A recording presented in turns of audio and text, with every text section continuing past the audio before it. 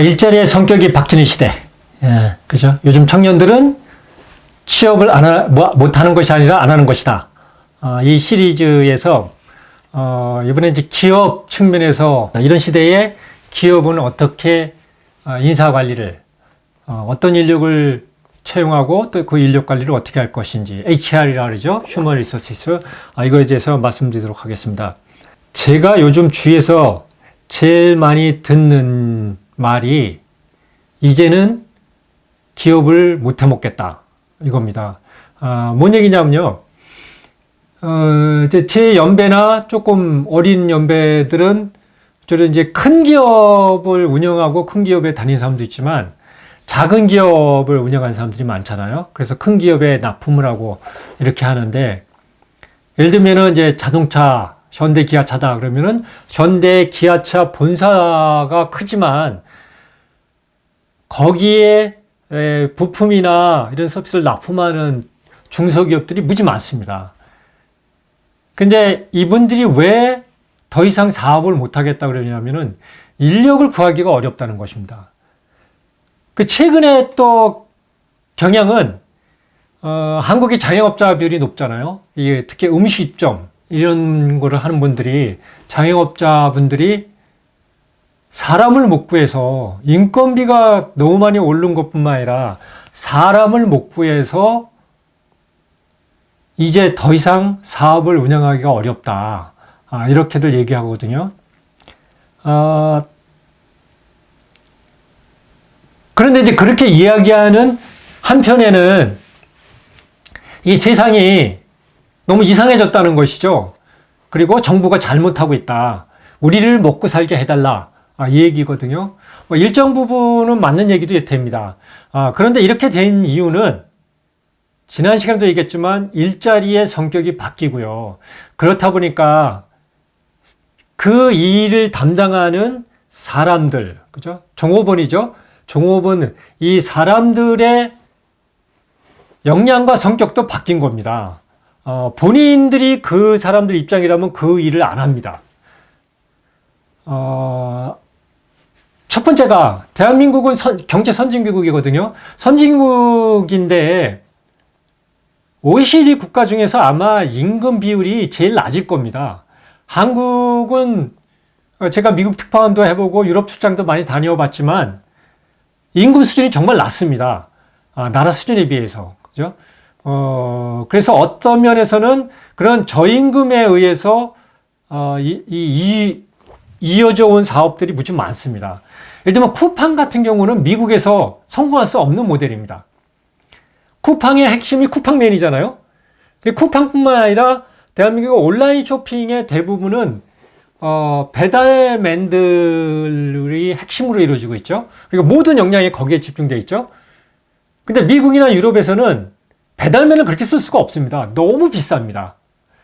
그래서 배달맨을 그렇게 써서 사업을 유지하면요, 이익을 낼 수가 없어요.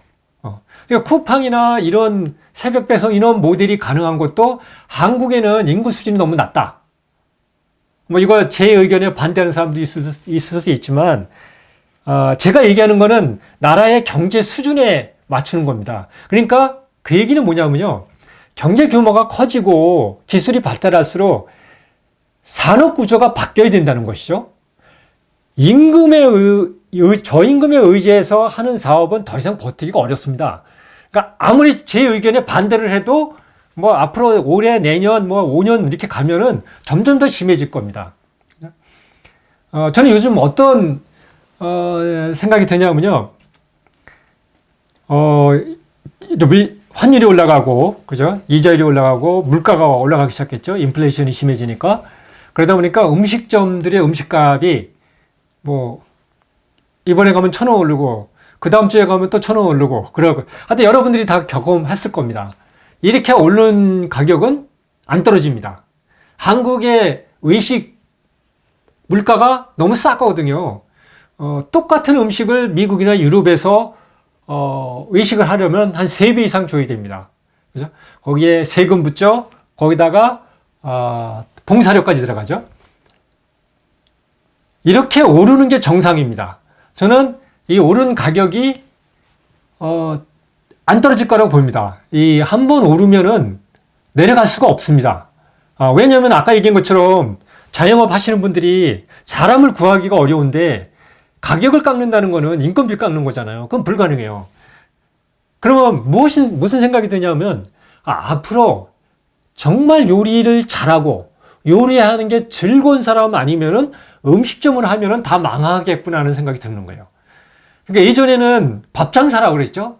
그냥 삼시세끼 밥을 그냥 파는 겁니다, 내가.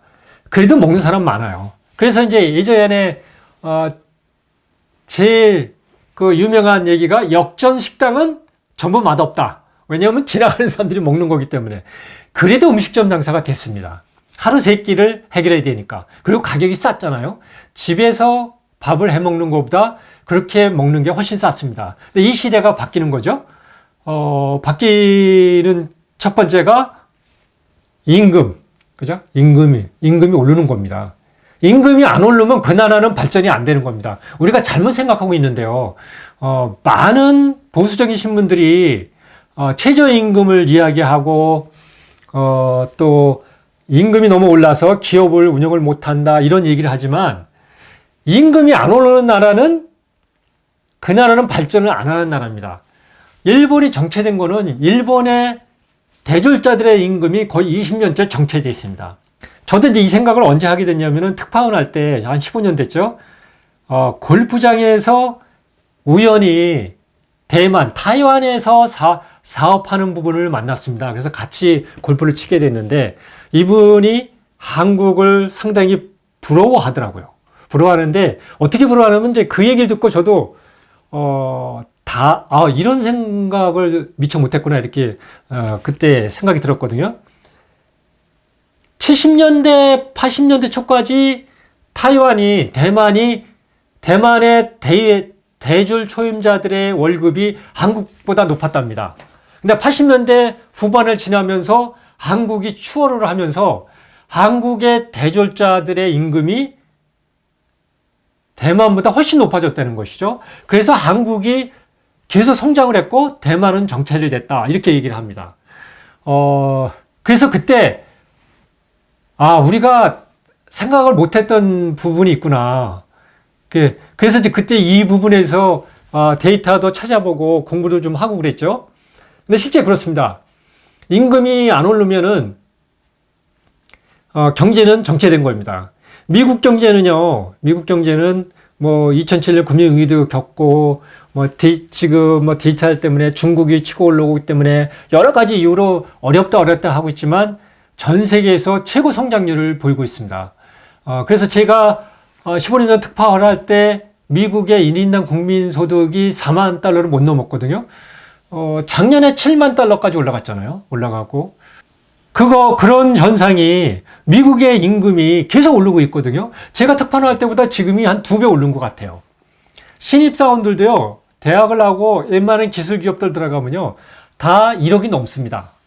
이렇게 임금이 올라야 되거든요. 그 얘기는 뭐냐면은 저임금이 아니라 고임금의 산업구조로 바뀌지 않으면 그 나라는 성장할 수 없다는 것이죠.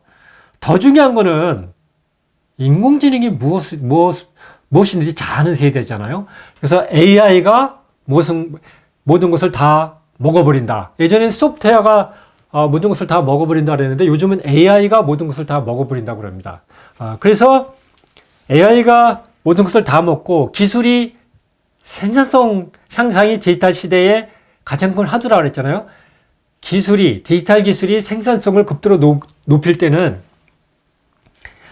저임금보다는 아무리 임금이 높더라도 그 기술을 활용해서 생산성을 몇십 배 올릴 사람이 필요합니다. 그러니까 AI, 인공지능 기술이 아무리 발달되고 디지털 기술이 아무리 발달돼도 그것을 운영하고 그것을 누구한테 적용해요? 사람한테 적용하는 것이죠. 그래서 휴먼 테크 리터러시라고 합니다. 그러니까 인간과 테크놀로지, 기술의 이해력이죠. 아무리 기술이 발달되고 기술이 널리 퍼졌더라도 그 기술은 결국은 인간을 위해서 쓰는 거라는 것이죠. 그래서 기술 자체만으로는 생산성을 올릴 수가 없습니다. 이 기술을 이용해서 사람들이 필요로 하는 것이 무엇인지, 그리고 사람들한테 가치를 줄 수 있는 것이 무엇인지를 생각하는 것은 인간이라는 것이죠. 그래서 인간의 역할이 점점 더 중요합니다. 그래서 디지털 시대일수록 인력은 비용이 아니라 리소스다. 이 개념이 매우 중요합니다. 그래서 인력이 리소스다. 휴먼 리소스. 이 개념이 이제 원래대로 오는 겁니다. 리얼 휴먼 리소스가 되는 겁니다. 인력이 모든 것이다. 그러면 무엇이 중요할까요? 이것은 지난 시간에 얘기한 우리 청년들의 역량이 스스로 배우고 스스로 익히는 역량이 중요하다 그랬죠? 그게 왜 그럴까요? 싱귤레리티 시대, 새로운 기술 경험을 아무도 경험하지 못한 새로운 기술 경험이 계속 나오는 시대. 이런 시대에, 그리고 기술의 발달이 너무 빨리 늘어나니까 경험의 지식이 못 쫓아가니까 그것을 전문용어로 지식의 유출이라고 합니다. 널리지 리크. 기술이 빠져나간다고 해서 기술이. 그러니까 내가 경험을 아무리 쌓아도 기술이 너무 빨리 발전하기 때문에 이것을 못 쫓아가면은 나는 나의 지식이 오히려 누출된 거나 마찬가지다. 그 격차가 생긴다. 그래서 그것을 지식의 누출 시대, 널리지 리크 시대라고 그러거든요. 이런 싱귤레리티 시대, 새로운 기술 경험이 계속 나오는 시대, 그리고 지식이 가만히 있어도 내 지식의 수준이 퇴보하는 이런 시대에는 우리 종업원들이, 우리 구성원들이 끊임없이 공부하면서 성장해야 됩니다. 그러려면 기업은 어디에 신경을 써야 될까요? 종업원들이, 우리 구성원들이 어떻게 성장할 건가가 앞으로 HR, 인적 관리의 가장 핵심이 됩니다. 그래서 지난 시간에 프리랜서의 시대, 대규모 자발적 퇴사 시대, 그죠? 그리고 quiet quit, 그냥 정해한 만큼만 수동적으로 일하는 시대, 이런 시대가 되기 때문에 이런 시대에 핵심 인재를 구하기가 점점 더 어렵습니다.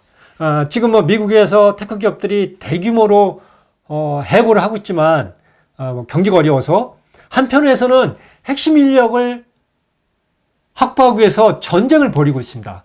이렇게 핵심 인재를 확보할 때 예전처럼 월급을 많이 준다, 스탁 옵션을 많이 준다, 그리고 근무 형태를 자유화한다, 이런 것도 중요하지만 가장 중요한 거는 이 사람이 우리 회사에 와서 1년 일하고 얼마큼 성장하고 2년 일하고 얼마큼 성장하고 이런 성장 모델을 만들어 주느냐 아니냐가 가장 중요합니다. 그 성장 모델을 만들어 줄 때 출발점이 구성원들의 교육입니다. 교육. 구성원들이 일을 하면서 끊임없이 배우고 성장할 수 있게. 그래서 요즘은, 예전에 R&D라고 그랬잖아요. Research and Development. 그러니까 연구 개발 시대라고 그랬죠. 그 연구를 잘하고 그걸 개발해야 회사가 산다, 사업이 산다. 지금은 L&D라고 그럽니다. Learning and Development. 그죠? 배움과 개발. 그죠? 그래서 완전히 바뀌고 있죠. 그래서 지금은 인력 정책을 L&D 개념에서 우리 직원들은 누구도 쓸모없는 사람은 한 사람도 없다. 왜냐? 다양성의 시대이기 때문에. 그래서 누구나 우리 회사에 오면은 성장하고, 그리고 새로운 기술을 습득해서 더 발전하고, 그래서 그렇게 개인이 성장하고 개인이 발전하는 그런 개인들이 모인 조직이 발전하고 성장한다. 이런 개념을 인적 관리의 핵심으로 갖고 있어야 될 것 같아요. 근데 이론적으로 이렇게 되는데 실제적으로는 그렇지 않습니다. 회사들이 경영을 하다 보면은 오늘 그 수지 타산에 얽매이다 보니까 그게 쉽지가 않죠. 특히 주가 관리해야 되고요. 그렇죠. 올해 영업이익 관리해야 되고. 그렇지만 점점 더 리더십 리스크가 큰 시대가 옵니다. 리더가 누가 되느냐에 따라서 그 회사, 그 조직이 망하느냐 다시 성하느냐 이런 게 결정되는 시대거든요. 그래서 지금의 리더들은 항시 지금도 잘 막아야 되지만 미래를 위해서 이런 모델을 끊임없이 고민하고 생각해야 될 것 같습니다.